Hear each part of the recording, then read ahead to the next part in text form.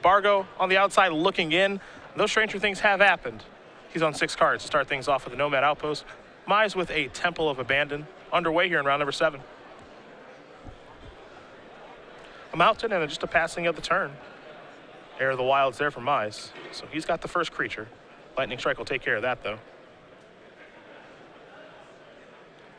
Does Bargo have a third land? Yes. Bloodstained Mire, pass the turn back over to Mize. Mize will draw.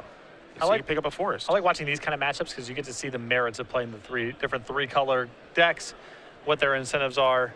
I think this is a really powerful matchup for Crackling Doom. Yeah, me too. Sacrifice a Bloodstained Mire and go digging. Get a swamp. All 3 colors online. We'll see what'll happen here.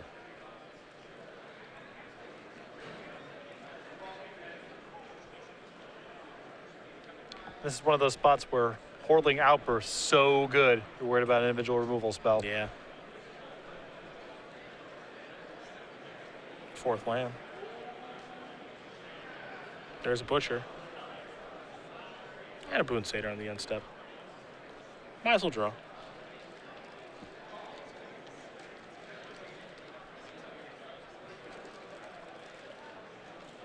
And I'd be surprised if we see a block here.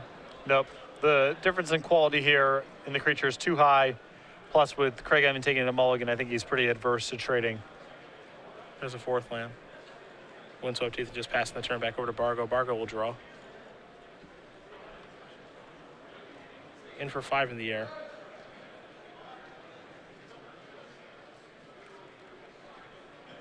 Even when Butcher the Horde isn't good, it's really good. I mean, there's no combos going on here. There's no shenanigans. Just a 5 power flyer for 4 mana. That's the floor. That's not a bad deal. That's as you put it very well. That's the floor. Yeah. I want the ceiling. That's the basic cable version of Butcher of the Horde. Yeah. You have a 5 power flyer for 4 mana. How do I get stars? HBO, that's what I want to know. Have some tokens in play. Okay. Okay. Pretty much just have tokens in play. Well, that's not tough to do. I can do that. That's basically free. Storm Breath. These beatdowns are nasty. That's a lot of damage. Crackling Doom does not work out great here. No. It's still fine. Yeah, it's definitely not bad. But I imagine that he'd like to Crackling Doom away that Storm Breath Dragon that's causing a lot of problems. Well, there is always the hope. You are right. He could sacrifice that. Don't rule it out. There's a Lightning Strike. I think he does have a Crackling Doom in his hand. I think that Craig just needs to cast his removal spells. It's not going to get any better than this. Yeah. There's Crackling Doom to take care of the other Boon Satyr, I imagine. Yep. I mean, that's pretty good. This is still not shabby. Yeah. We're racing in Temple. Yes. Take a look at the top.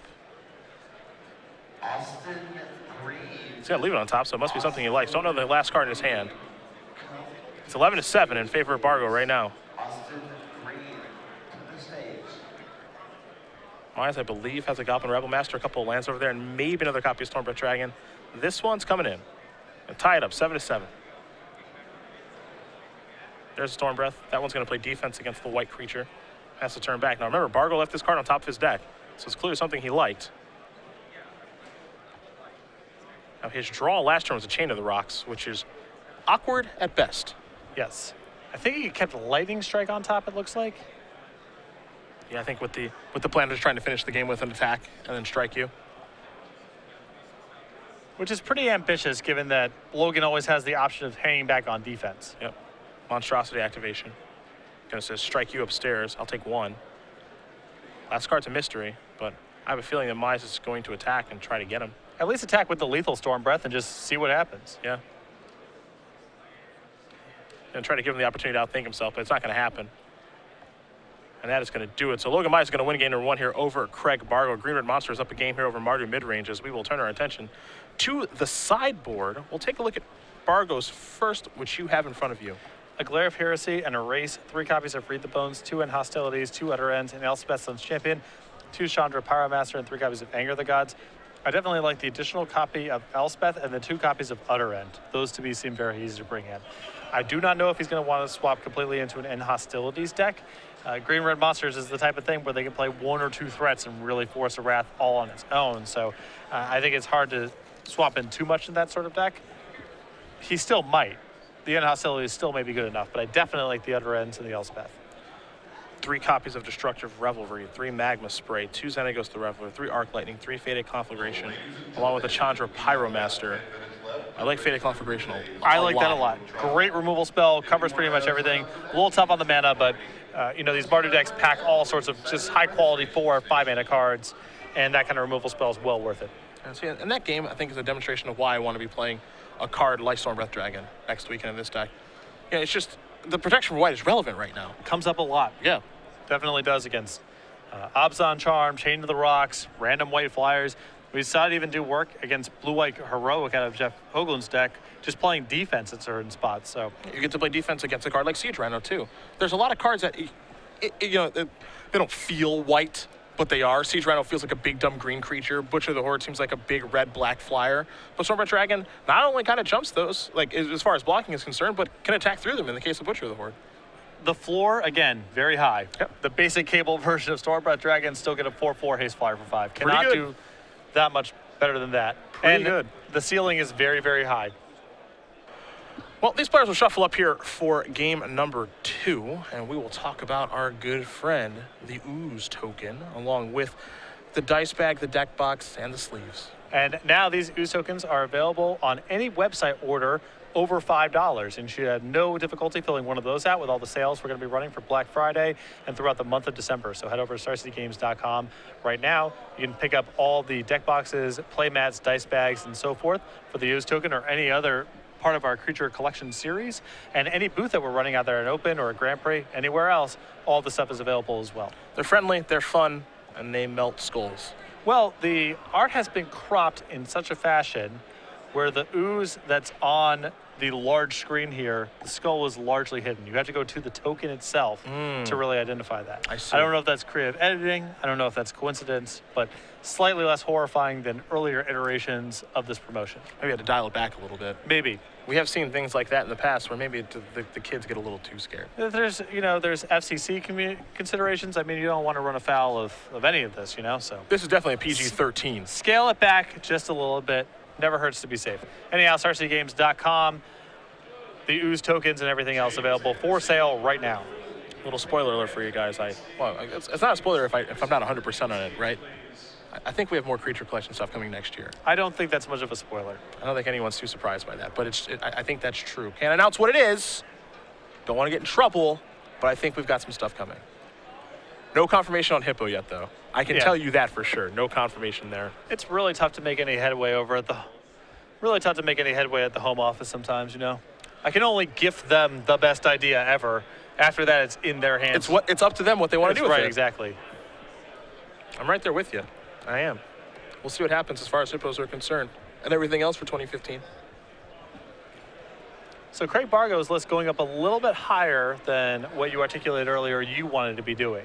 The main deck Elspeth was something you specifically called out as not being a fan of. Yeah, I mean, it's just like it's a good one of, but I fear for the games where I just am unable to cast it or it just kind of gluts up my hand.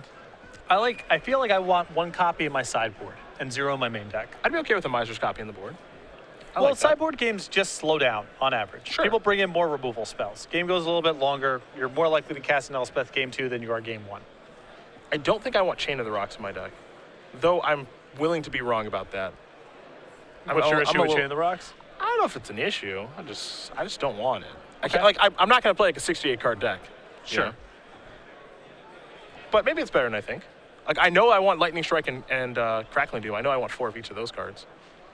I don't know how I feel about it's like, you know, Magma Jet versus Chain of the Rocks, I guess. Maybe that's the card you have to decide between.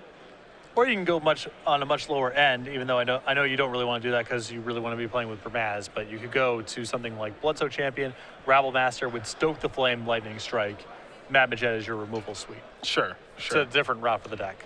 I could get behind stoking since there will be some token creation. Yeah. Between Whirling Outburst and Burmaz, if things go appropriately. Stoke's a little expensive, but Chain's probably better, I think, because you want to be able to play 2 spells in 1 turn, too. The format is glutted with like a lot of haste threats, though. It's not. Yeah. Chain of the Rock it's really good against Pluricanos and similar threats, but There's only so much of that going around. Perhaps the weapon I'm looking for is Murderous Cut. Maybe. Not sure. Because, you know, you really take it for granted. Like the removal in the previous form, we just had Doomblade at ultimate price. It's like whatever you play, 2 mana, it's dead. It's dead. Yeah, that's, Devouring Flesh is the same deal. Yeah, we're not there anymore. So here's a Temple to start things off. You definitely have to be very, vigilant in what you select. It's really hard what you select for removal. Lightning Strike is the only one that really feels like the go-to, where you're just like, this is certainly in my deck since it kills Mantis Rider and Elvish Mystic and Rebel Master and can also deal U3. Good against Planeswalkers, just very efficient. Yeah. Hard to miss with that card. It's the best that kind of effect has been for a while, I think. Like just 2 mana, deal 3.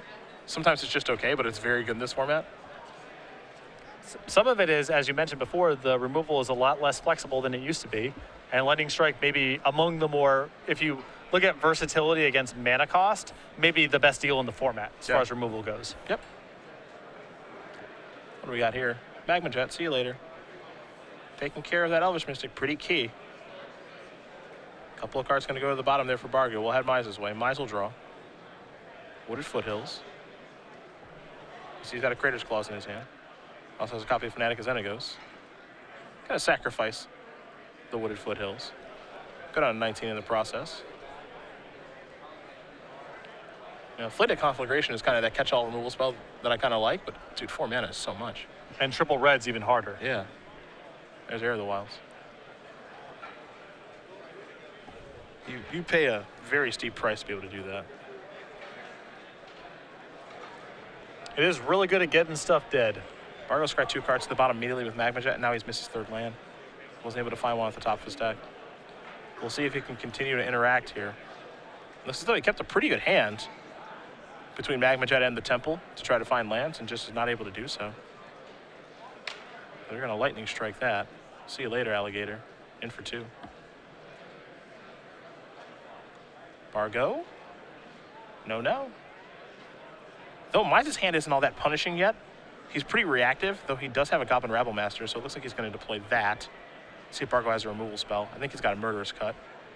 So he's able to kill that too. So he's keeping his head above water right now. This is one of those spots where it's actually better to be the person stalling on lands than the person flooding out, because all Craig really needs is a land, and he's probably pretty far ahead. Yep. There's a Temple. Top card to the bottom. We're going back Mize's way. Mize will draw. Stormbreath Dragon's big. That's going to deal a total of 7 Ferocious along with the Air of the Wilds. That's a big draw. That was huge there. I think if Logan draws a land, he's in a ton of trouble. Yeah. But this might be enough to get Craig dead before Craig is able to draw out of it. Boonsater the draw too. Here's an attack. And there's Crater's Claws, and that's going to do it. Logan Mize is going to win this match here over Craig Bargo, 2-0. And for number 8 on our Season 4 leaderboard, he's 6-1 with his Monsters deck. Yep. Craig had a pretty reasonable hand there of a couple early removal spells and some expensive stuff with the ability to scry. Just couldn't get his lands on time. Logan with a couple timely draws there, the Stormbreath Dragon. The Boonsater didn't turn out to be necessary, but may have been if Craig had some removal spell on that turn, but able to eke it out there before Craig was able to draw out of it.